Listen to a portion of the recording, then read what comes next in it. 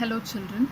Today we are going to discuss about motion and the types of motion. So by looking at the word motion, what you understood by it, which is nothing but a movement. A movement is represented by motion. Got it? So look at this here. Motion seems to be some kind of a change in the position of an object with time, isn't it? That is, so when you apply a force on an object, the object tends to change its position from one place to other place within the time, which is called as motion. Got it? For example, if you have placed a book on the table and if you are moving the book from one place to another with your hand, what will happen? The position of the book will change from one place to other place, so which is represented as motion. So not only, and motion has many different types like rectilinear motion, circular motion, periodic motion. So in which direction it tends to move will be described as the different types of motion. So let us discuss about all these things in this class now. So look at here, moving things around us. So if you take moving things around us, you might have experienced many objects moves around us on daily basis. So I have listed here two different types, whereas objects at rest and objects in motion. If you look at objects at rest, like house, table, clock, desk, so all these objects will remain at rest unless or until we move from one place to other place, unless or until we apply a force on the objects to move, so it will remain at rest. But what about objects in motion, like a flying bird, seconds hand of the clock, a butterfly, a dog, a cow?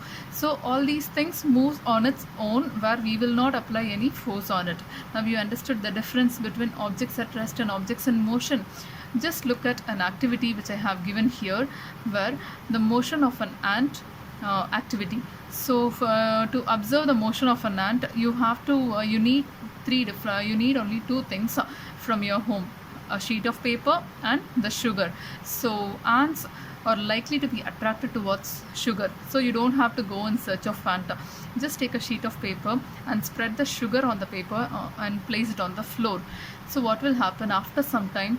The ants, I told you already, it is likely to be attracted towards sugar, so it will start to crawl on the paper. So what you have to do is, you just mark the position of any one ant from where it starts to move, and with the help just marking with a dot, and you start to mark repeatedly where the ant moves from one end to the other end. Finally, once you finish up this process, just shake the paper and remove all the sugar from the paper and the ant as well. So what you have to do is just connect all the dots where the ant has crawled from this position to this position. So what you observed from this, now ant has moved at a certain interval of time, that is within seconds, from one end to the other end. Got it? So this is how you will predict the motion of an ant with the help of this activity. I hope you understood this example for moving things around us. Next, let us see the different types of motion. So there are three different types you have. One is rectilinear motion, and the other one is circular motion, then periodic motion.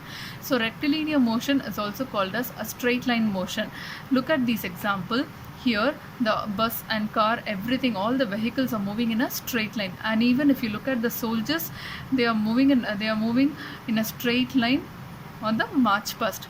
So what is happening here? Everyone is moving in a straight line, which is an example for rectilinear motion. So this type of motion where the objects move along a straight line is called as rectilinear motion. And what about circular motion? Circular motion is something where the objects moves in a rotating motion. So look at these examples here. An ox which is pulling the water, which is rotating in the circular motion to fetch water by using the water wheel. And here this is called a weather vane, where it is used to predict the directions, and it rotates based on the wind direction of the wind. And if you look at the fan, if you switch on the fan, the blades of the fan will start to rotate in the circular motion. So all these things you can take as an example for circular motion. Got it? And if you look at periodic motion, see here a girl is playing in the swing, and periodic motion is something that an object repeats its motion after some time. That is called as periodic motion. So repeats its motion after some time means what will happen here? So when the girl is being swinging in the swing, what will happen after some time? The swing will come to rest. So an object is coming to rest after a certain interval of time. Got it? This is called a periodic motion. And if you look at the pendulum of the clock, once the hour needle strikes the hour, for example, if it is going to be 5 o'clock, the pendulum will start to struck from one end to the other end. And once it becomes 1 p.m., what will happen? The clock will the pendulum will stop striking here and there. Similarly, a guitar and the bell which has been hanging over there, and then a tabla. So everything, all these objects tends to repeat after a certain interval of time. This is called as a periodic motion. Got it?